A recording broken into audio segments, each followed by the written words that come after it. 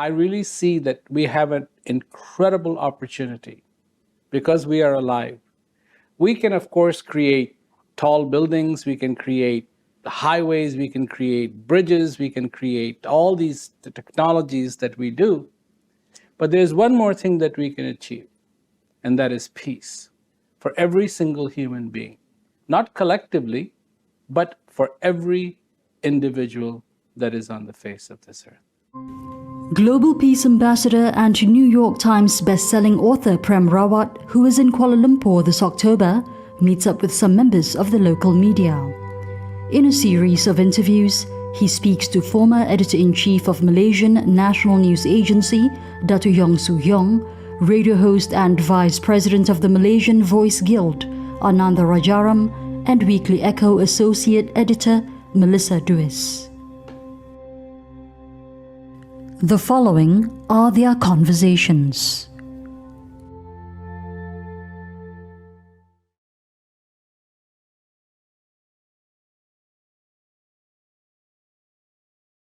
I'm very privileged to be with Mr. Prem Rawat, who has given me time to explore his thoughts for today's conversation. So I will go into the questions I've prepared right away. Prem, you are never far away from saying words of peace. You often urge people to practice speech to change their world. Why? And are you doing this because people ought to reduce friction among themselves to live a better life? The only reason why I feel I talk about peace is because I see that there is that possibility. That as human beings on the face of this earth, I really see that we have an incredible opportunity because we are alive. We can, of course, create tall buildings, we can create highways, we can create bridges, we can create all these technologies that we do.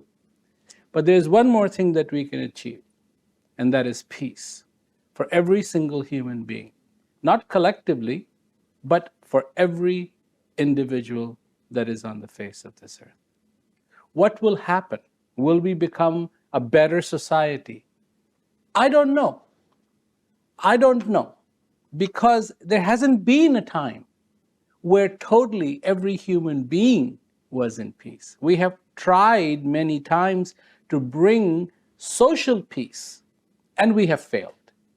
I am saying that we need to this time try to bring the individual peace that exists in the heart of every single human being. And you reckon that this cannot be a rare commodity. If you search hard enough, peace should be there. Are you? Absolutely. Our attention is not going to us. Our attention is always going to out there. It's like, when you get hungry and you have a refrigerator at home, you go and look what's there. It's not like that, because peace is something that's in you, not somewhere else. And you have to learn how to look towards you. And simple way to do that is to stop being distracted by everything else. I am really taken up by your advocacy of finding personal peace. And is this related to one's mental well-being? Does it mean that without mental well-being, one cannot find inner strength or personal peace? To me, it's the other way around. Okay. It is when you find the peace that you will have the mental strength, that you will have the mental well-being, that you will have that health that you need. It's like a muscle. If it has not been exercised, that peace muscle has not been exercised, that peace gene has not been allowed to completely manifest itself, then we wonder, why are we fighting? I mean, it is so easy to sit there and wonder why we are fighting. And that's what we do. But people are like shocked when human beings start fighting with each other. But this has been going on for a very, very long time. It's because that attention hasn't been turned to within and for the quest, towards the quest for inner peace. I like the choice of your word, quest for peace. Yes. you also encourage people to live by intelligent existence. That is something you mentioned in your book, the best-selling book, Hear Yourself. What is intelligent existence? Is it related to the need for people to know themselves, to live life consciously? And also, you mentioned about having a heart filled with gratitude. Can you elaborate this? Yes, it is all about living your life consciously. Because we live our life unconsciously, we get up and we do the same routine every single day. We don't take a moment to reflect, I'm alive, and what does that mean? What can I do that is going to make my goals of being fulfilled come alive today? What am I going to do for the betterment of myself today? It is like putting a coin in the piggy bank. How many coins am I going to put in my piggy bank today? We know that that piggy bank has some coins, and so we're ready with a hammer to break it open. But what'll come out if we put nothing in it? And this is what we do. We put nothing in that piggy bank, but we want something to come out. And people go, well, how can I make that happen? Well, you can't make it happen because you never put anything in it. How can anything manifest that is good when you don't live your life consciously? So intelligent existence really becomes all about living this life intelligently. Meaning that as you wake up in the morning, there should be a sense of purpose to your life. That day, a sense of purpose for that day. At least you can begin with an hour, then stretch it to 2, stretch it to 3, stretch it to 4, stretch it to 5, stretch it to a day, stretch it to 2 days, stretch it to a week. Nothing happens instantly. Even boiling water takes time. Cooking pasta takes time. Cooking noodles takes time. And everybody who knows how to cook knows you don't just put the bread in the oven and take it out. You have to leave it in there. You have to let it rise. It'll bake. And when it's baked, then you can take it out. Then it'll be enjoyable. Otherwise, it'll be raw dough. These are important things for us to know. Going by just what you just said, are you suggesting that in the current very fast-paced world, these fine attributes have been neglected? And what can we do to arrest the decline in these values? Well, first of all, we have to examine what is valuable to us. Is personal peace valuable to us or not? Now, maybe there are people who have, for the first time, heard this word called personal peace. Nobody talks about peace as they talk about success, as promotion, as making more money, as this is what we think is good. And everybody is trying to chase that dream. Everybody is trying to become richer. There is no such thing as rich. Richer, a little bit more. I mean, people who have more money than they could ever count who come to office every single day in hopes of making it more. The attention has to turn to the human potential, true human potential. And the true human potential has something to do with gratitude, with being fulfilled, with being alive, with feeling good as a human being should. Okay. I am actually taken up by your simple philosophy or principle for people to adhere to two fine lines in life, if I may use the term. Because you had suggested that the first line on the left is where one is born, and the one on the right is where one's life has ended. And you emphasize that the space between these two lines is where one should make full use of it when one is alive. I mean, I am reading your book. Can you elaborate on this principle and How long have you been pondering these two lines kind of philosophy? Because I find it very, very pertinent for people to live consciously. Yes, it's true. There is one wall we come through. I call it wall. So you come through one wall. What is on the other side of the wall? Nobody knows. There's a lot of speculation, mind you. There is a lot of speculation. And what I'm saying is it doesn't matter. What matters is you came out of that wall. That means you're alive. And what matters? Because one day you will go and you will hit the other wall and you will be gone. And there is a lot of speculation where you're going to go. But you as a human being are defined by the time that exists between the two walls. There is this thing called the breath. It is forcing apart the two walls. If you didn't breathe, you would be gone. That day you came out of the mother's womb, you'd be gone. But because you took that breath, you were alive. And you keep going, keep going, keep going, and that breath keeps pushing those two walls apart. And this is basically not the sum of your accomplishments, but the sum of your existence. And you are alive. And that to you should mean everything. You have won the biggest lottery. You have won the biggest everything in your life. One day, you will hit that other wall. What will happen? You will be gone. This drama has played out on the face of this earth with every single human being, regardless of what they achieved or they didn't achieve.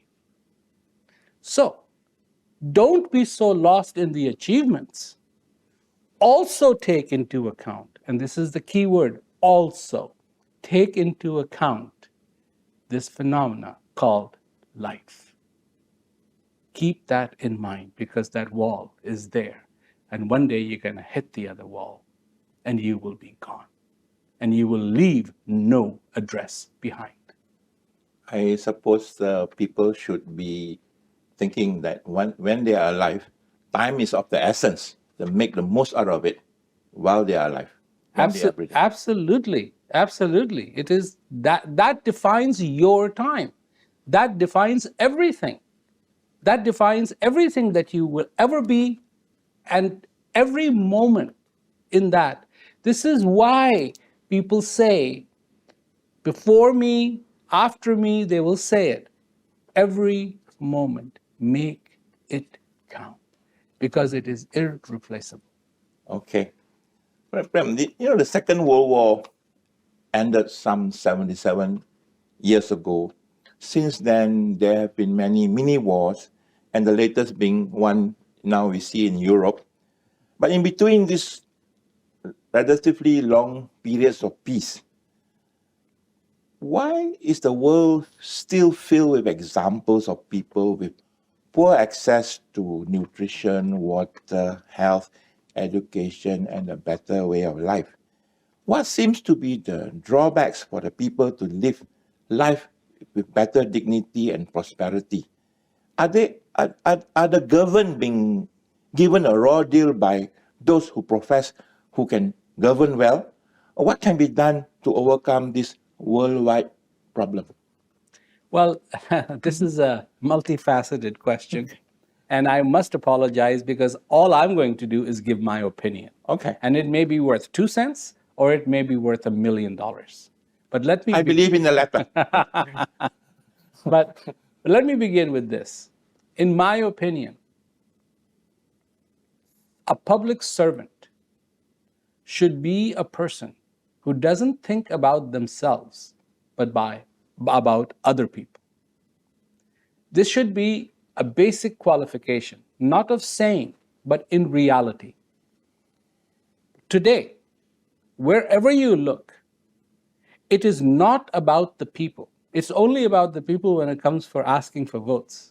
But it immediately turns to the benefit of how will it benefit me, meaning politicians, and the rest goes away. Now, that doesn't mean that there are not good politicians. There are.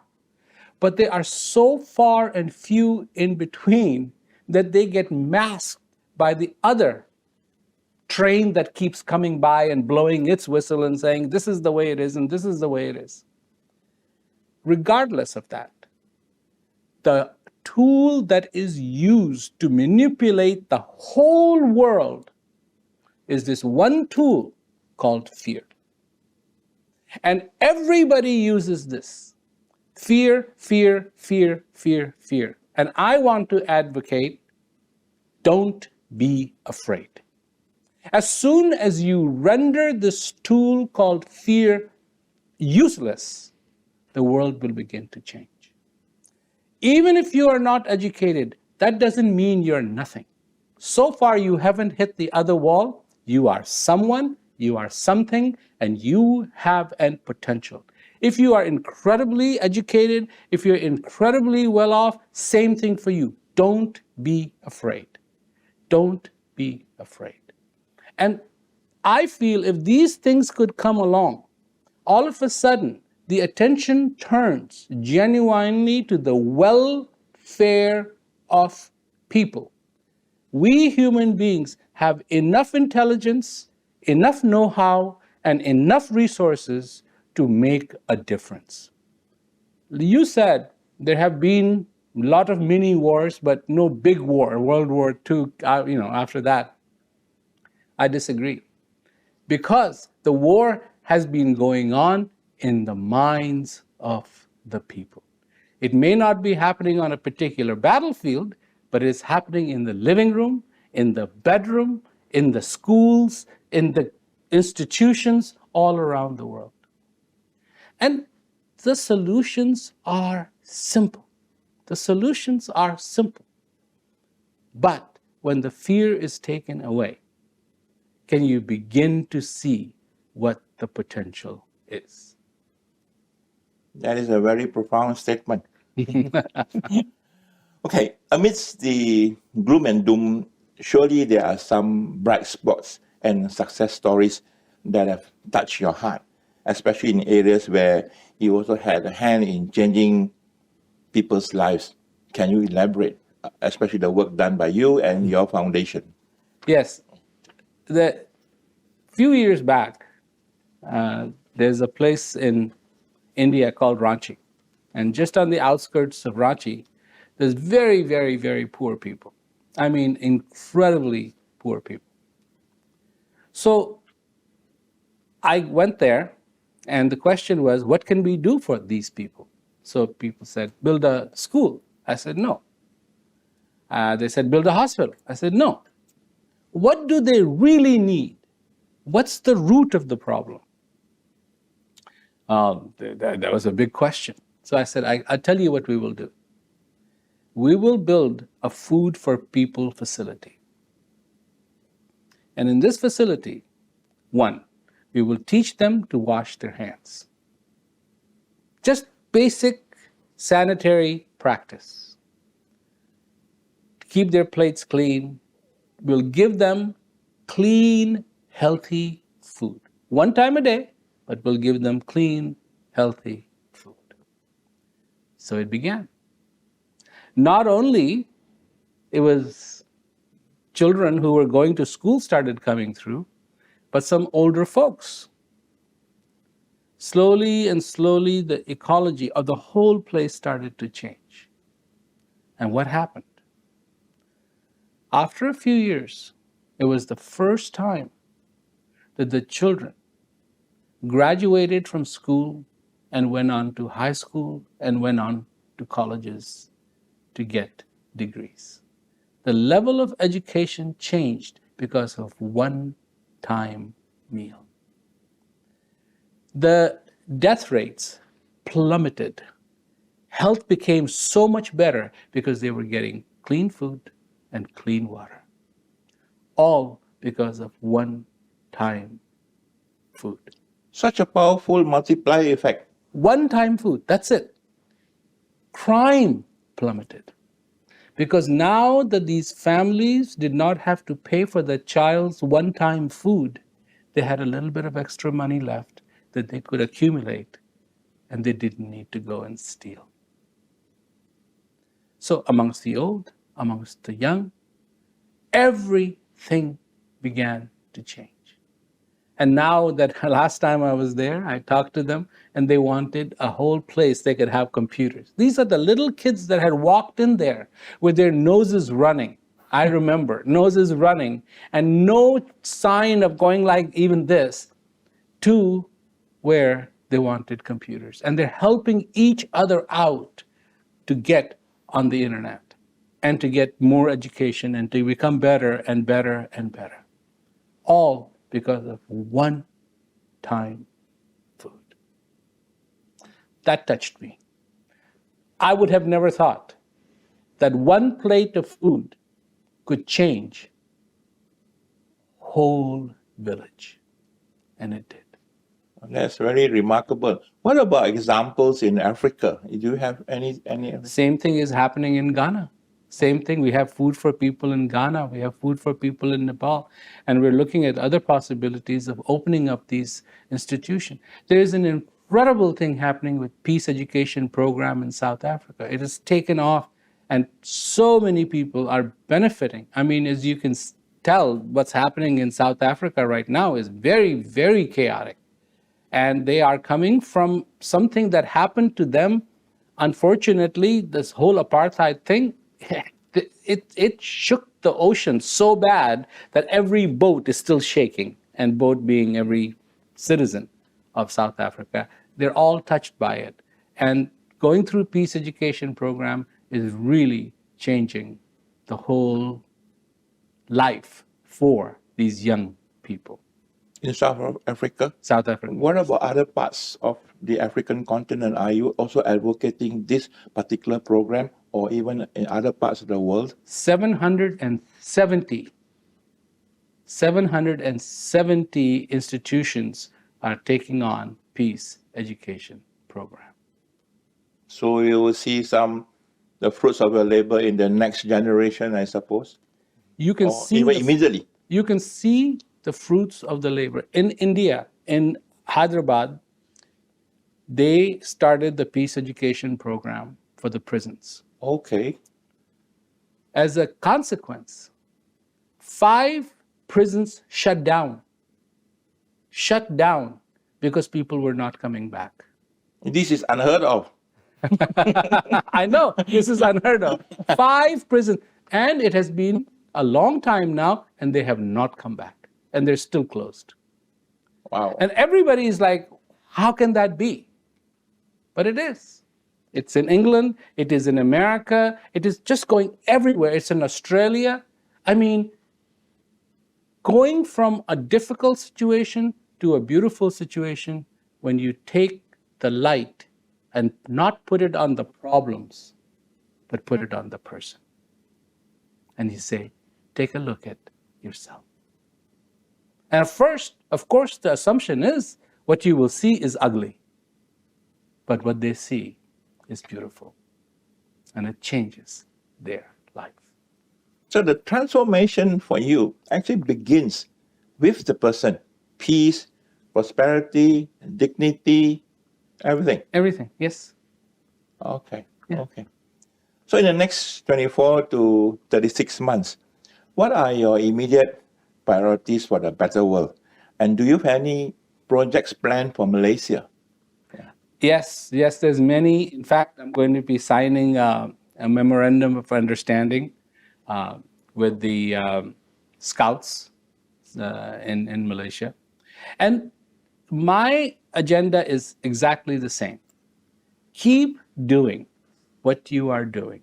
And slowly and slowly and slowly and slowly, more people and more people and more people are paying attention, because there is a change. There is a change that is happening.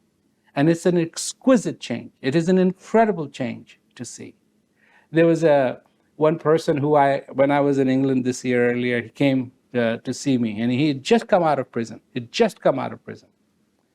And he was telling me that everybody was like, what's with you? Everybody else in this prison is agitated. Everybody is, kind of angry. And you're fine. You're okay. And it just, it's the same thing. It's when the light is on you instead of the problems. Because we are very good at identifying problems. Pick up any newspaper and problems. Solutions? I am saying, let me offer a solution. Maybe it'll work, maybe it won't work. I've been doing this for a very long time. I'm going to turn 65. I started when I was 9 years of age. I'm going to turn 65 this year. I've been going at it. Maybe I haven't succeeded to the level that I want to, but I haven't given up. And I keep going, and I keep going, and I keep going. And it has made a huge difference. I can see it. Yeah, because I understand you just mentioned that you have been telling people a thing or two, or maybe many more, since you were 9.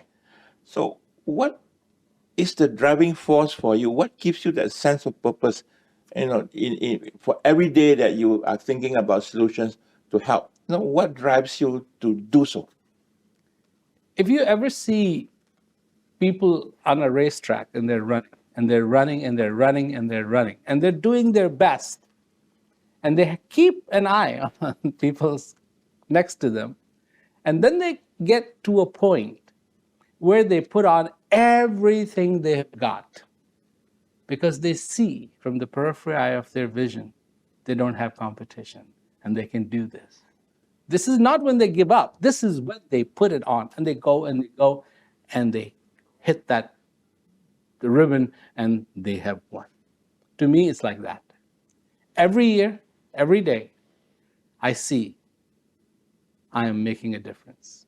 I'm making a difference. I'm making a difference.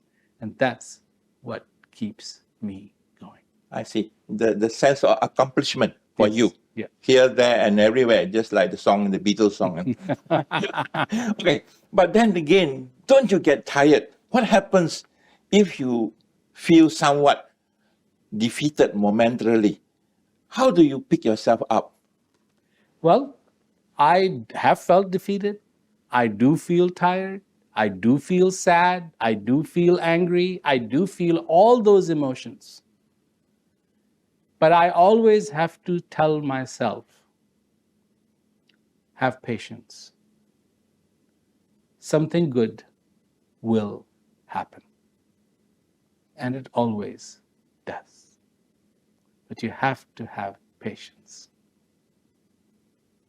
I understand that you will be speaking at the public engagement in Malaysia on October 19. Can you just share some of your thoughts? Give us some inkling that what people can expect, so that you may draw the big crowd on that day. Well, yeah, I'll be speaking on 19th of October, and if anybody wants to find out about it, it's hearyourselfbook.com. There's the URL. They can find out more about it. And again, it's going to be about your potential, who you are, really taking the flashlight and putting it on you instead of your problems. I see. So, hearing from the man himself on that particular day, it is a wonderful opportunity for people who want to hear it from you, because all over the years at your various speaking engagements, I've always found that it is very useful. Your solutions that provided on stage have been very illuminating. So I suppose on October the 19th, you will also do so. I hope so. I certainly hope. Thank you very much for your words of wisdom. I thoroughly enjoyed this session with you. Thank you. Thank you, David. Thank you. Right. Thank you.